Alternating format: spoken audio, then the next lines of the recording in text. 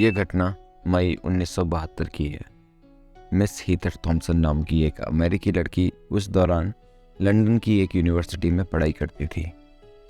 उन्होंने नीम करौली महाराज को कभी नहीं देखा था, सिर्फ उनके चमत्कारों के बारे में अपने दोस्तों से सुना था। इस घटना के बारे में मिस हीथर बताती हैं कि एक दिन वे लंदन में अपने कॉलेज की ओर एक डबल डेकर बस से जा रही थी। वे प्रवेश द्वार के सबसे नजदीक वाली सीट में खिड़की की ओर से बैठी थी। उनके बगल वाली सीट एकदम खाली थी। एकाएक बस रुकी। एक बूढ़ा भिखारी बस में चढ़ जाता है। उसने फटे कपड़े पहन रखे हैं और एक लाल और नीले रंग के कंबल को ओढ़ रखा है। आगे मिस हीथर बताती हैं कि वे उनके सामने खड़ा हो जाता है और अति आकर्षक मुस्कान से उनकी ओर देखता है, जैसे कह रहा हो कि थोड़ा आगे सर को, मैं तुम्हारे बगल में बैठना चाहता हूँ। आगे मिस हीथर बताती हैं कि वे खिसक जाती हैं वहाँ से और वो बुजुर्ग उनके बगल में ही बैठ जाता है। मिस हीथर कहती हैं कि उन्हें किसी का घूर के देखना अच्छा नहीं लगता, इसलिए वे खिड़की से बाहर देखने लगती हैं।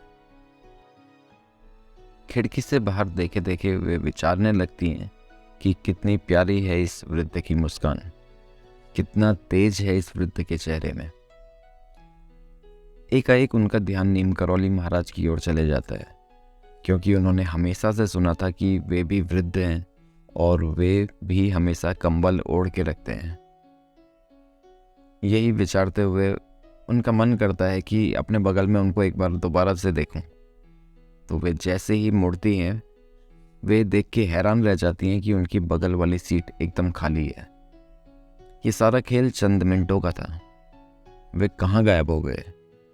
उन्होंने उन्हें बाहर भी देखा, वे उतरते भी तो कैसे? बस कहीं रुकी ही नहीं।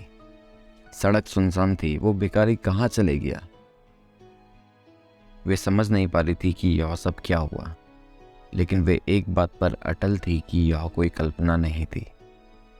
अगली सुबह उनके कुछ मित्र उनके पास आते हैं और उनसे कहते हैं कि पिछली सुबह उन सभी के मन में अचानक से एक तीव्र भावना जागृत हुई कि वे सब मिलके मिस हीथर की पैसों से कुछ मदद करें ताकि वे नीम करौली महाराज के दर्शन हेतु जा सकें।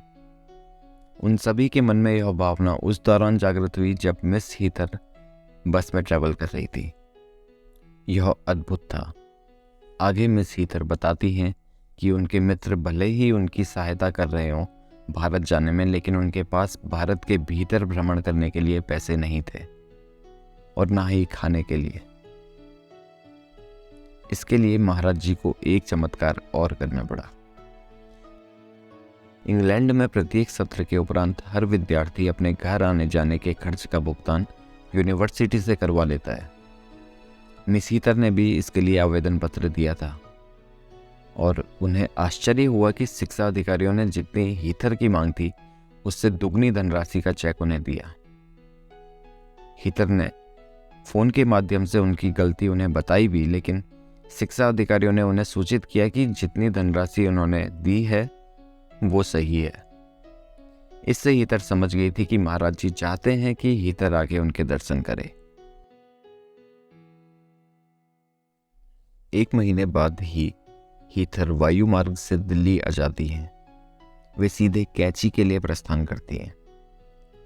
आश्रम में प्रवेश करते ही वे मन में निश्चय करती हैं कि वे बाबा जी से जरूर पूछेंगी कि जिस वृद्ध ने उन्हें लंदन की बस में दर्शन दिया था वे आप ही थे।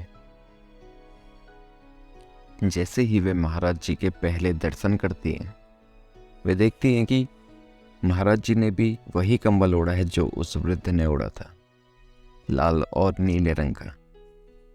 वे देखती हैं कि महाराज जी की मुस्कान वैसी ही है जैसी उस बस में आए वृद्ध की थी। इसके बाद उनके मन में पूछने को कुछ भी शेष नहीं रह जाता है। वे महाराज जी की अनन्य भक्तन बन के रह जाती हैं और महाराज जी उन्हें प्यार से सीता नाम देते हैं।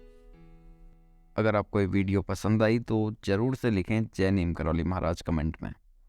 और अगर आप इसी तरह की वीडियो देखना चाहते हैं जो कि हर मंगलवार और शनिवार को प्रकाशित होती हैं और नीम करौली महाराज के जीवन की सत्य घटनाएं हैं, तो आप चैनल को ज़रूर से सब्सक्राइब कर लीजिए और बेल आइकन भी दबा लीजिए। धन्यवाद।